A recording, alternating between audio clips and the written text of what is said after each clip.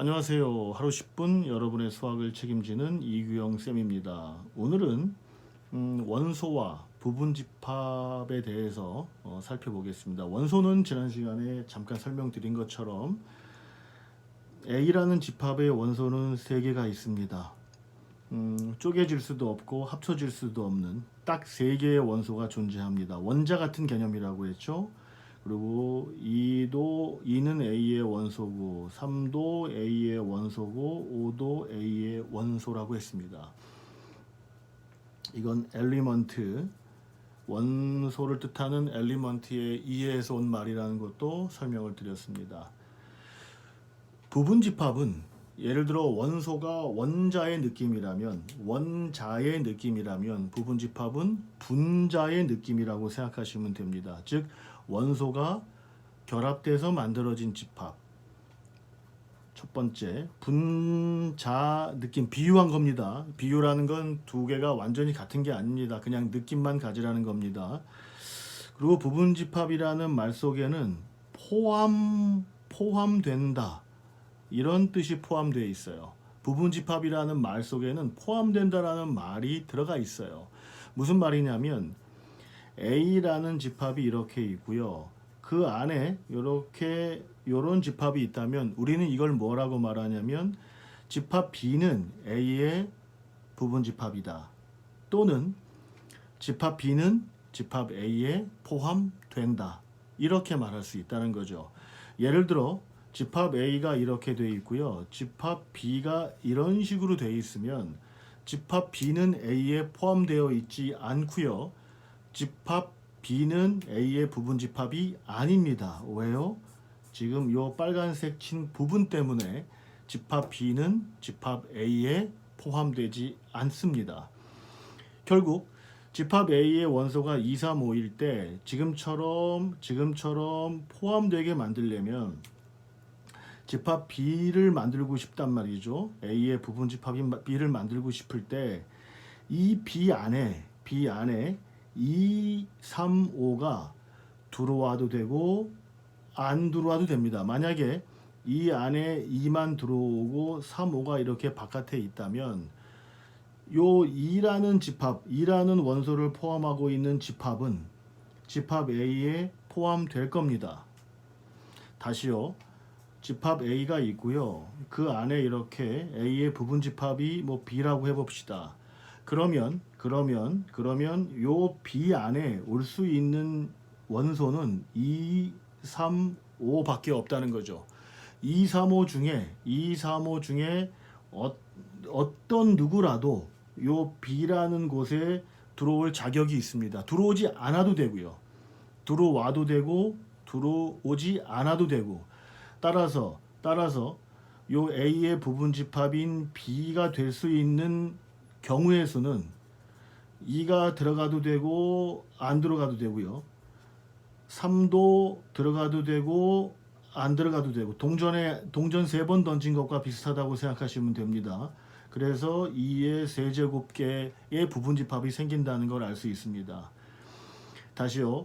2가 들어가도 되고 안 들어가도 되고 3도 마찬가지로 들어가도 되고 안 들어가도 되고 5도 마찬가지로 들어가도 되고 안 들어가도 되고 해서 전체적으로 8개 2의 세제곱계의 부분집합이 생긴다는 걸 알 수 있고요. 이럴 때 우리는 기호를 어떻게 표현하냐면 포함된다라는 말의 영어 단어 contain을 이용해서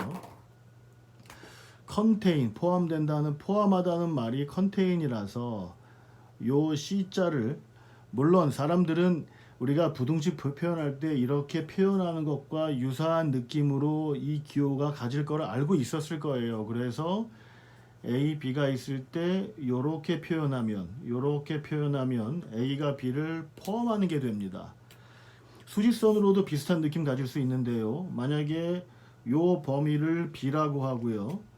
요 범위를 B라고 하고 요 바깥의 범위를 이렇게 된 걸 A라고 하면요. 요 B라는 구간하고 A라는 구간이 있을 때 이것도 마찬가지로 A가 B를 포함한다는 말이 되고요. 이 집합 문제에서 부등식 방정식 문제가 굉장히 많이 나온다는 걸 예고할 수 있을 거예요.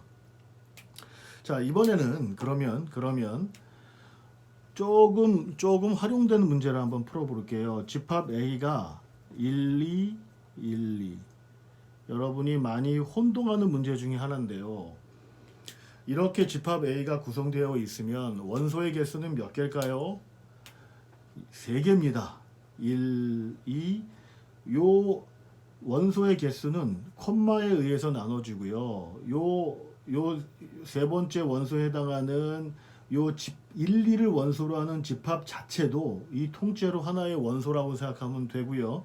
만약에 이 기호 때문에 이런 형식 때문에 헷갈린다면 이렇게 생각하셔도 무방합니다. 1을 A라고 놓고 2를 B라고 놓고 요 1, 2를 원소로 하는 집합 자체를 C라고 생각하시면 이 A라는 집합은 A, B, C로 구성된 ABC라는 원소로 이루어진 집합이라는 걸 알 수 있습니다. 그러면 계속 말씀드리지만 원소 기호를 쓸 수 있는 건 만약 이런 문제가 나오면 먼저 원소 기호부터 신경 쓰라는 겁니다. 원소 기호를 쓸 수 있는 건 3개밖에 없어요. 1, 2, 1, 2.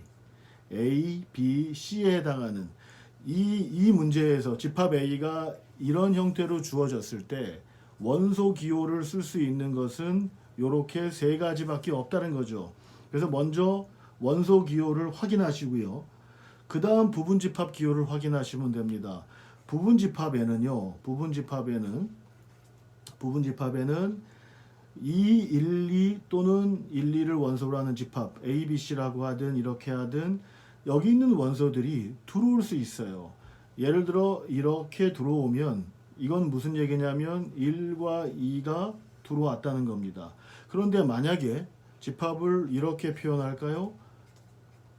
이렇게 표시하면 요 1, 2라는 것은 여기서 온 걸 뜻합니다. 다시요. 이렇게 부분집합을 쓰면 요때 1, 2는 원소 1, 2가 들어온 거고요. 집합기호를 이렇게 쓰고 이 안에 1, 2를 원소로 하는 집합을 넣었다는 건 요 원소 C에 해당하는 거 제가 C라고 말씀드렸던 이 원소가 요 집합 안에 들어온 겁니다. 다시요. 집합에 원소가 이렇게 1, 2든 어떤 다른 형태로 돼 있든 그런 거에 현혹될 필요가 없다는 거예요. 컴마에 의해서 집합은 나눠지고요. 원소는 나눠지고요. 이 집합 A는 원소 3개가 있고요. 원소 기호를 쓸 수 있는 건 딱 3개밖에 없고 부분 집합을 만약에 여러분이 쓰고 싶다면 집합 기호를 쓰고 이 안에 있는 원소들을 요 집합 기호 안에 넣으면 됩니다. 헷갈리지 않죠? 마지막으로요. 하나만 더 하고 마무리하겠습니다. 아무것도 들어가지 않는 것도 A의 부분집합이고요. A 자체도 A의 부분집합이라고 쓸 수 있습니다. 이런 것들은 수학에서 그렇게 할 수 있다라고 정의하고 약속한 거니까 그렇게 받아들이면 됩니다. A는 A 자신의 부분집합이다. 맞습니다. 아무것도 들어가지 않아도 A의 부분집합이다. 맞습니다. 특별히 이렇게 아무것도 들어가지 않은 요 집합을 공집합이라고 하고요. 기호로 요렇게 씁니다. 0에다가 사선을 긋은 건데요. 읽을 때는 파이라고 있습니다. 이 우리가 3.14 원주율에 해당하는 건 파이라면 이렇게 5에다가 사선을 긋은 거는 F 발음 파이라고 너무 이렇게 파이하면 티 나겠죠? 파이라고 불러주시면 됩니다. 마지막으로 자기 자신의 부분집합이라는 게 조금 와닿지 않을 수 있다는 생각이 들어서인지는 몰라도 수학에서는 개념을 하나 더 준비했어요. 진, 부분, 집합이라는 개념을 하나 더 만들어 놨는데요. 이 진이라는 건 진짜라는 뜻입니다. 진짜 부분집합은 뭐냐면 전체 부분집합 중에서 요 자기 자신을 제외한 부분집합을 의미해요. 요 원소 3개로 만들 수 있는 집합이 8개였는데요. 그 중에서 자기 자신을 제외한 거. 따라서 진 부분 집합의 개수는 7개가 되겠죠. A가 이렇게 되어 있을 때 진 부분 집합의 개수는 자기 자신을 제외한 나머지 부분 집합을 말한다는 것을 아시면 좋겠습니다. 자, 오늘은 원소와 부분 집합의 개념에 대해서 살펴봤습니다. 만족하셨다면 구독 버튼 눌러주시고요. 예, 내일 뵐게요. 고맙습니다.